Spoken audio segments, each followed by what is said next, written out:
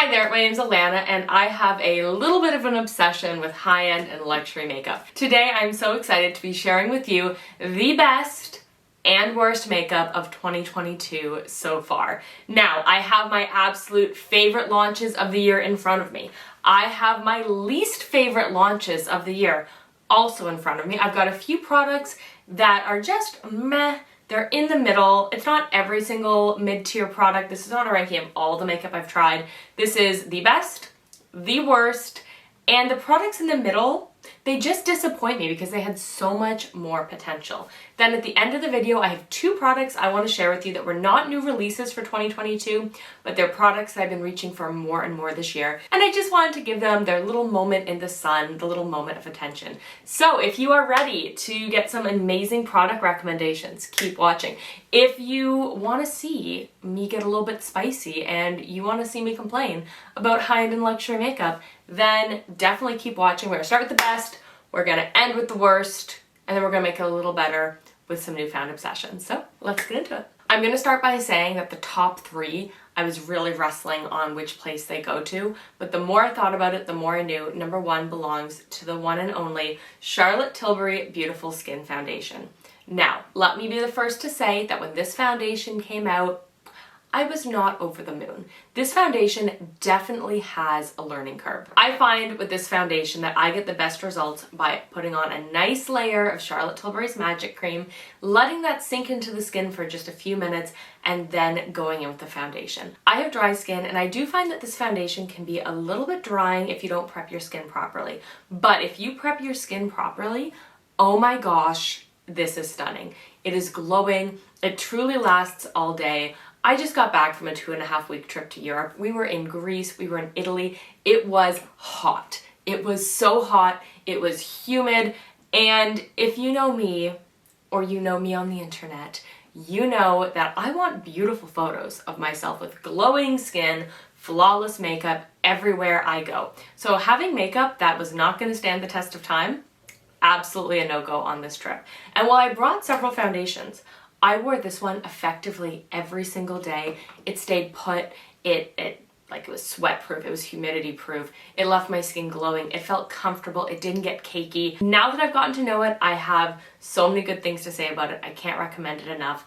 And for me, this is in the number one spot of 2022 so far. Now, I don't think I mentioned it, but this foundation I wear in the shade 2 Neutral. Now, getting into the number 2 spot, we have another foundation. 2022 definitely kicked off with a launch of beautiful complexion products. And this NARS Light Reflecting Foundation is stunning. I'm wearing it today. It is glowy, it is dewy, provides enough coverage, but yet it lets your natural skin peek through. This is truly a stunning foundation. The only reason this one's not in the number one spot is this one, it's sweat and humidity proof like crazy. This one has a great wear time, great for every day. It's a foundation I love wearing on Zoom. This look, I'm wearing it to an event this evening, and I think it photographs beautifully. It looks great in person, it looks great on camera. So again, really a really stunning foundation. I would say that if you have a lot of imperfections to cover up, this may not be the one for you, but if your skin is normal or already pretty good, it's gonna just bring it up to that next level. In third place, we have another Charlotte Tilbury product. This is the Charlotte Tilbury Pillow Talk Dreams palette. I've worn this a number of times on YouTube, also worn it a number of times out and about, not on camera, and it is stunning. Now, if you are familiar with my channel, you will know that I'm not the biggest Pillow Talk fan from Charlotte Tilbury. I'm always saying that there are so many other products from Charlotte that are not getting the hype and the love they deserve, that are beautiful formulas, and I think better color stories. But this Pillow Talk product might be the first Pillow Talk product that I've ever been truly obsessed with. The formula is absolutely incredible. The kind of sparkly, shimmery, metallic shades are stunning. It's like having a disco ball on your eyes. If you missed out on Fire Rose, this is a pretty good, I'm not gonna say dupe, but it's a pretty good alternative when it comes to having that beautiful, rich formula. Honestly, now that I know Charlotte can make eyeshadows like this, like my expectations for future launches are through the roof. Just stunning.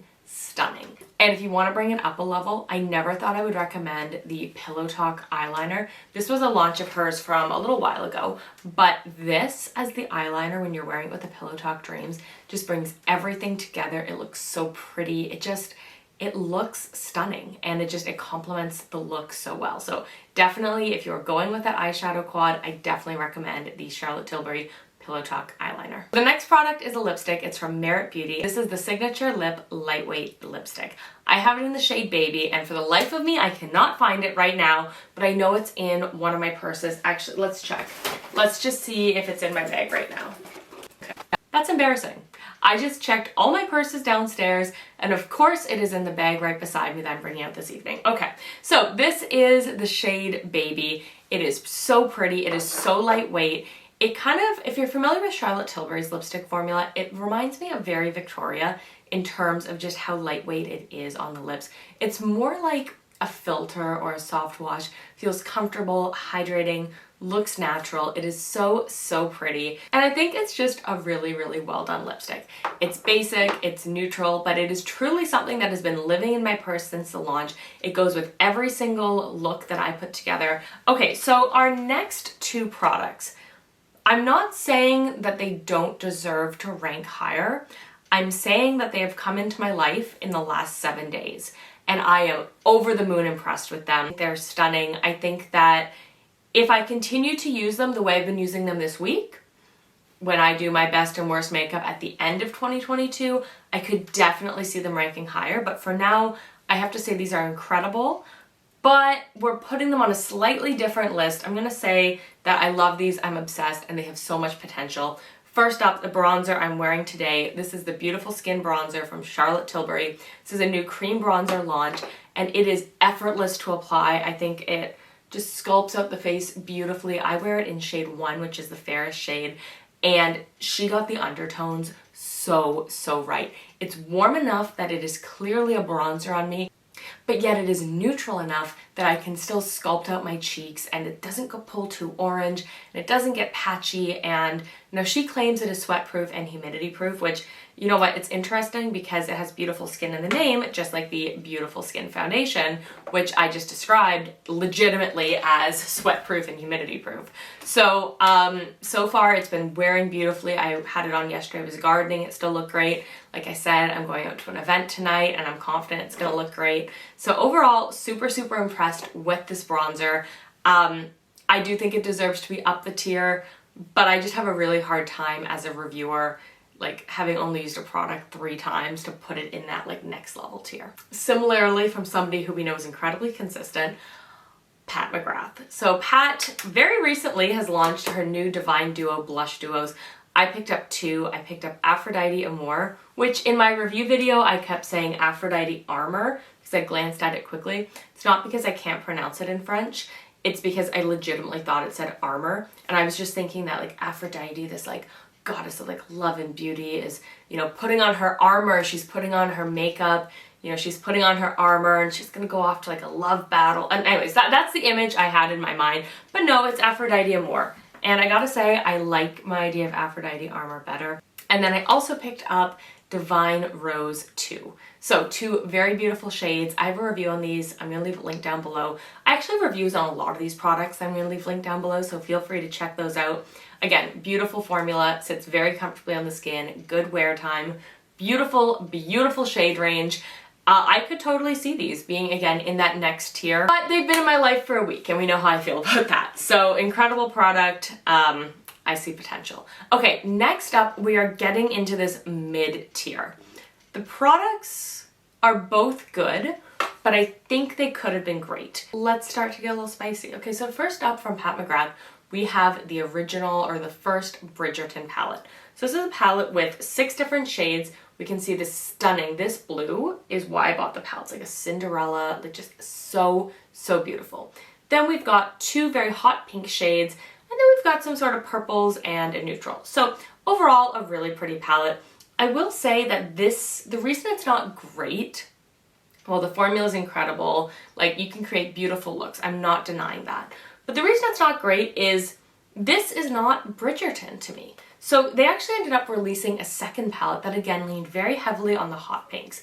And I think what they could have done is had a kind of like a Bridgerton palette and a Featherington palette. So to me, the Bridgerton palette would have had 2 more sort of purpley blue neutral shades in here.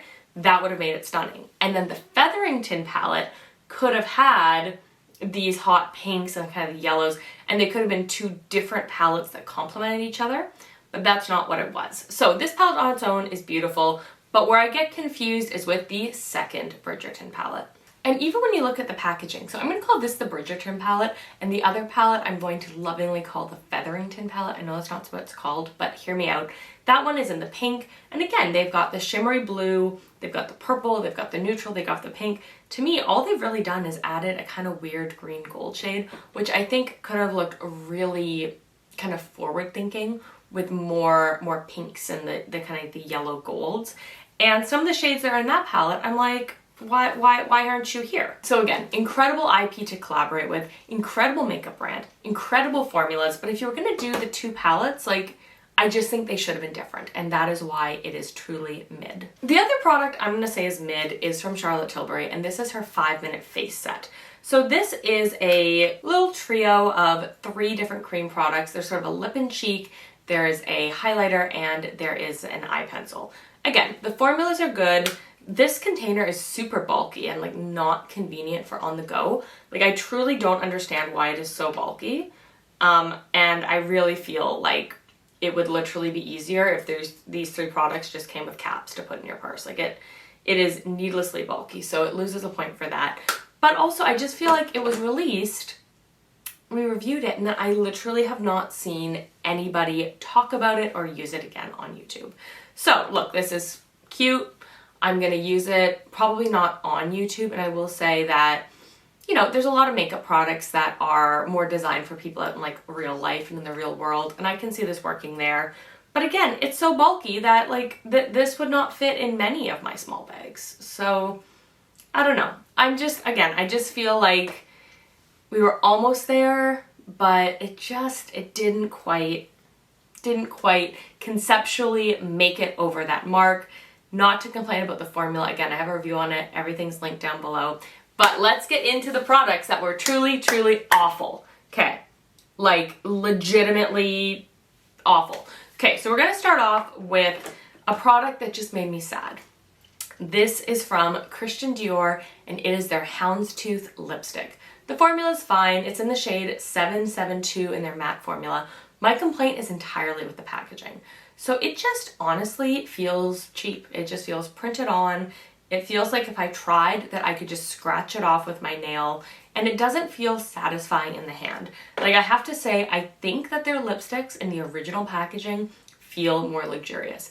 And to me, if you're gonna come out with a limited edition packaging, you're gonna hype it up. Like it needs to feel luxurious. And this, like the packaging, the component kind of just feels drugstore quality to me. And I just expect more from Dior. So that one, disappointing for the packaging. And our last one, disappointing for the product, for everything. This is truly the worst makeup product I've tried this year. Now, we've shared a lot of love for Miss Tilbury, okay? But these, the matte Eyes to Mesmerize, literally garbage. The formula was impossible to blend. It barely picked up. I felt like I had to dig in there.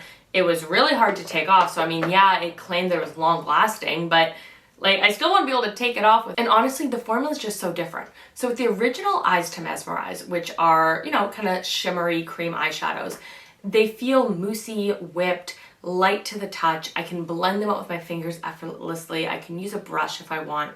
These, like, they should have been called, I don't know, shadow pots, primer pots.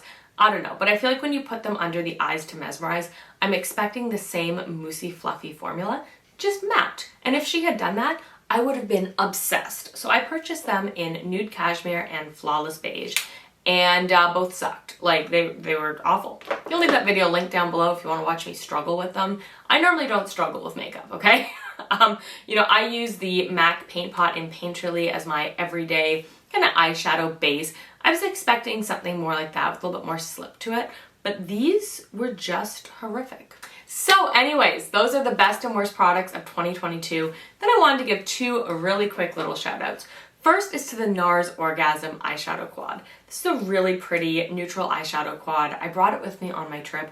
I've been reaching for this quite often. I'm not gonna say every single day because I don't think I reach for I feel like I reach for the same base products every day, but in terms of eyeshadows, I do like to switch it up. But I've been reaching for this one quite a lot, and it is just so easy to work with, so pretty, neutral, makes my eyes look bright, wide, and awake, and just pretty, And for me, on this channel, we are all about just looking and feeling pretty. So if you are looking for a really pretty kind of neutral pink, kind of warm tone quad, the NARS Orgasm, super pretty, obsessed.